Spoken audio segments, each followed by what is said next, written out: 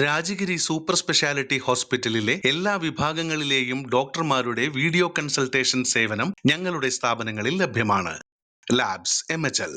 Edavilangu service സഹകരണ ബാങ്കിന്റെ കീഴിലുള്ള ഓണം വിപണി ആരംഭിച്ചു. ഓണം വിപണിയുടെ ഉദ്ഘാടനവും ആദ്യ വിൽപ്പനയും ബാങ്ക് പ്രസിഡന്റ് CM പ്രേമാനന്ദ് നിർവഹിച്ചു. ഒരു നിമിഷത്തിലാണ് നാം ഇവിടെ കൂടിയിരിക്കുന്നത്. ഓണച്ചന്തയുടെ ഔദ്യോഗികമായിട്ടുള്ള ഒരു ഉദ്ഘാടന ചടങ്ങാണ് ഇവിടെ നടക്കാൻ പോകുന്നത്. നമുക്കറിയാം, കഴിഞ്ഞ വർഷം നമുക്കത് നടത്താനായിട്ട് സാധിച്ചിരുന്നില്ല. പോളിസി മാറ്ററായിട്ട് നമുക്കത് കിട്ടിയിരുന്നില്ല. പക്ഷേ ഇത്തവണ നമുക്കത് കിട്ടുകയും വളരെ കൂടുതൽ ഐറ്റംസ് 13 ഐറ്റംസ് സബ്സിഡി നിരക്കിലാണ് നമുക്കിവിടെ കൊടുക്കാൻ സാധിക്കുന്നത്. അങ്ങനെ ഓണം എല്ലാവരുടെയും കേരളീയരുടെയും ഒരു ആഘോഷമായിട്ടുള്ള ഈ ഓണം ഏറ്റവും ഭംഗിയായിട്ട് എല്ലാവരും ആഘോഷിക്കട്ടെ എന്നാണ് ആദ്യമായിട്ട് എനിക്ക് ഇതിനെക്കുറിച്ച് ആശംസിക്കാനുള്ളത്.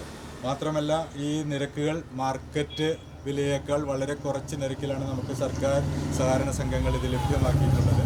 അപ്പോൾ ഈ അവസരങ്ങൾ എല്ലാവരും പ്രയോജനപ്പെടുത്തണമെന്നാണ് എനിക്ക് ആദ്യമായിട്ട് പറയാനായിട്ടുള്ളത്.